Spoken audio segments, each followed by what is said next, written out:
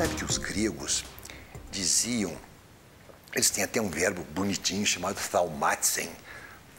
Thaumatzen significa maravilhar-se. E o que eles diziam? Eles diziam o seguinte, que o pensamento da gente começa a funcionar, nós começamos a pensar quando nós olhamos um objeto e nós ficamos perplexos diante do objeto, porque a gente não entende o objeto, a gente vê o objeto, a gente quer entender o objeto e a gente fica ali meio bestificado diante daquela coisa. Nesse momento a curiosidade está funcionando, a inteligência começa a funcionar e a gente começa a fazer perguntas. Aliás, uma coisa interessante nas crianças é a capacidade que elas têm de fazer perguntas e eu vou fazer para você algumas das perguntas que as crianças fazem. Você sabe, aprendeu na escola, que a função das folhas nas plantas é de respiração. As plantas respiram através das folhas. Mas agora me diga, nos países de inverno muito forte, caem todas as folhas. Como é que as plantas respiram quando elas não têm folhas? Outra perguntinha. Por que a água borbulha quando ela está fervendo? Outra perguntinha. O que faz a Terra girar? Você sabe o que faz a Terra girar? Não sabe, eu também não sei. Por que a Terra gira? Quem foi que rodou o peão?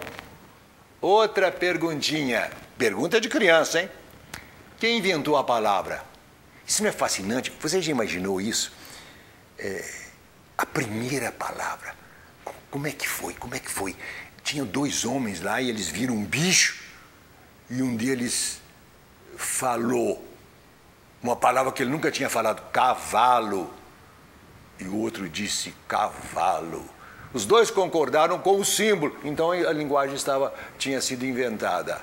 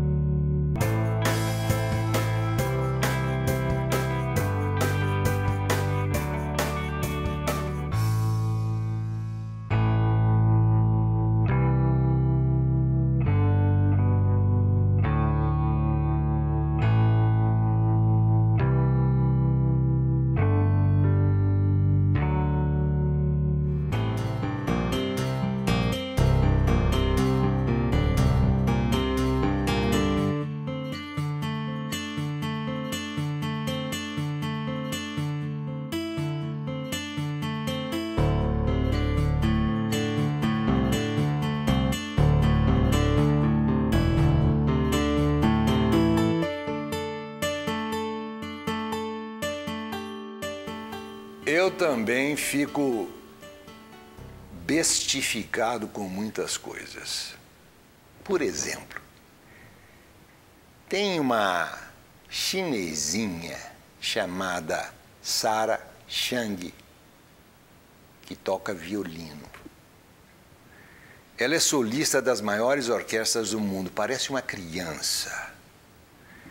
E quando eu a vejo tocar, aqueles dedos dela em cima das cordas, ela não erra uma nota.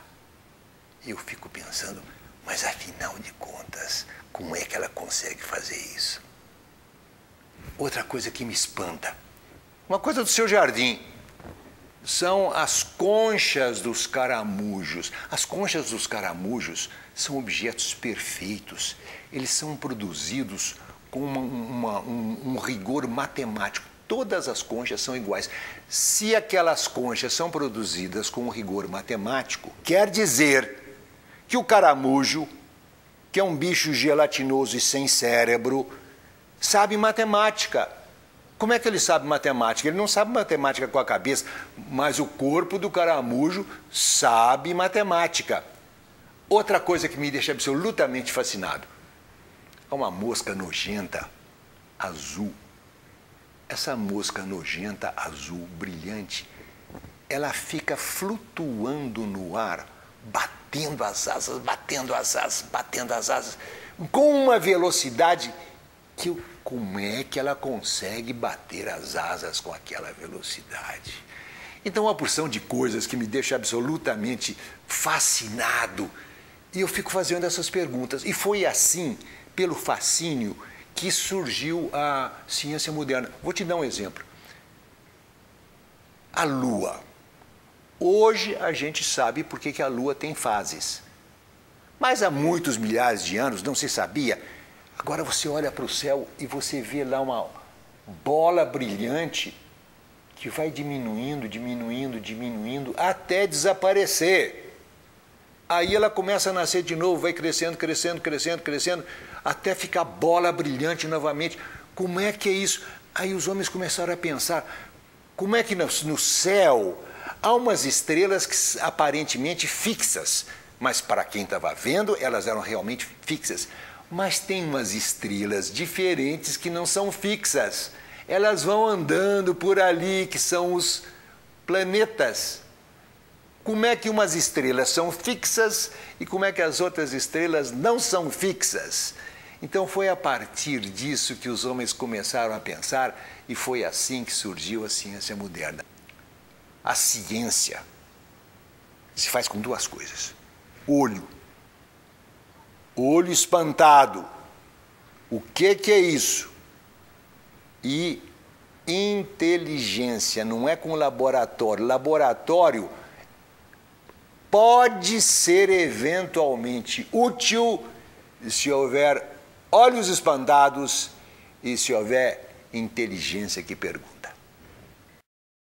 Uma outra coisa que deve ter deixado a cabeça dos homens muito atrapalhada foi quando descobriram que a Terra era redonda.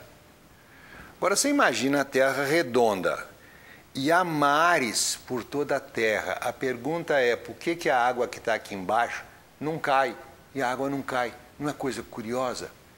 Então, através desse espanto da água que não cai, é por aí que vai aparecer a ideia da gravidade, que vai ajudar a entender por que a água não cai, porque a água é atraída para o centro da Terra.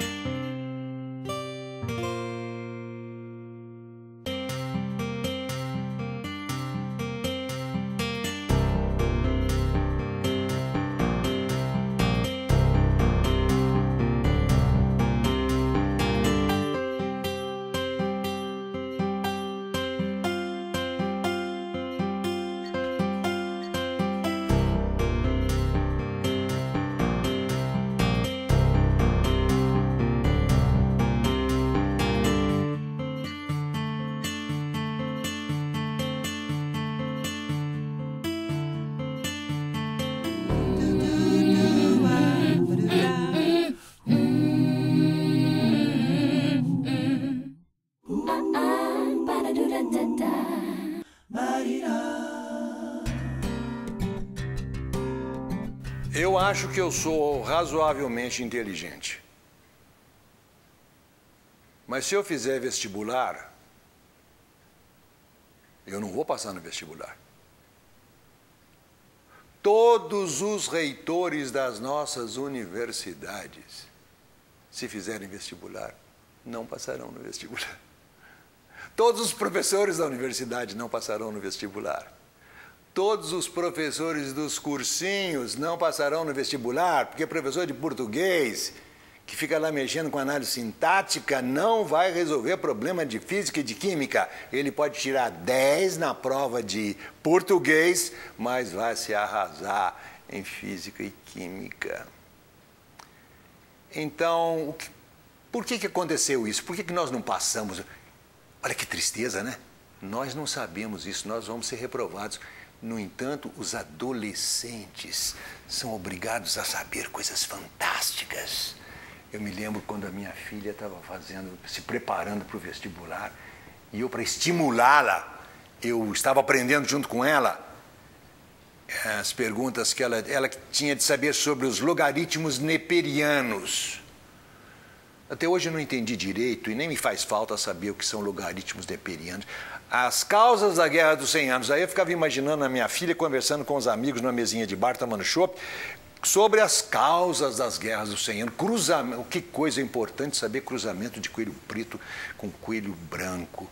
E ela naquele desespero, e eu dizia para ela, minha filha, você tem que aprender essas coisas, porque a regra do jogo é essa, mas eu te dou um consolo. Um mês depois, você já terá esquecido tudo, você não se lembrará de nada. Por que que ela não vai se lembrar de nada? Porque ela tem memória ruim?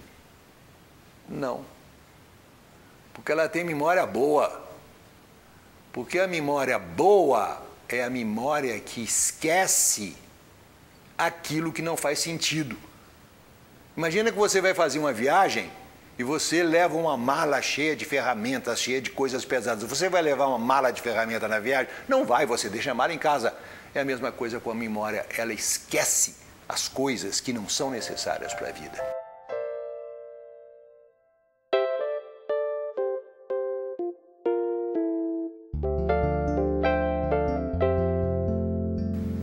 Eu disse a vocês que eu sou um contador de histórias, né?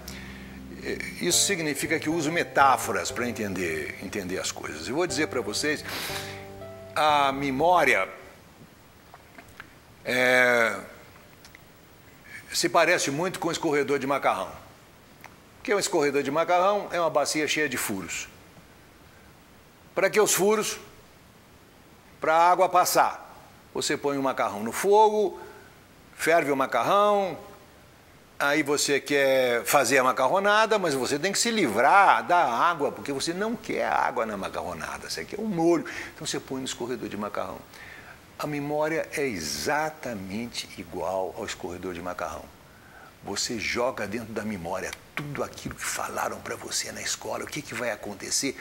Por alguns segundos aquilo vai ficar dentro do escorredor de macarrão. Depois tudo desaparece no buraco do esquecimento. Então deixa eu dizer para vocês uma coisa. O aprendido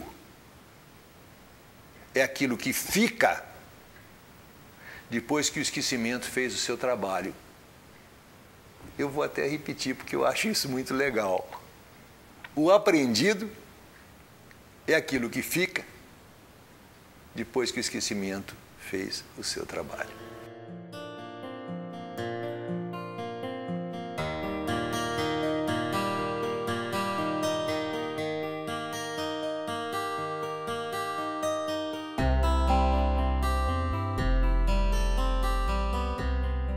Então, chegando ao fim dessa sessão de histórias, que tem a ver com ensinar a aprender, a gente pode dizer que a primeira coisa para a aprendizagem é o espanto, é saber fazer as perguntas e não é saber as respostas. E a grande tarefa do professor é espantar as crianças, é espantar os adolescentes, para que eles comecem a pensar, porque é com o pensamento funcionando, que vêm as ideias, que vêm as soluções, que vêm as grandes iluminações que produzem o conhecimento. Então, primeira coisa para se aprender a aprender, ter a capacidade do espanto e a capacidade de fazer perguntas.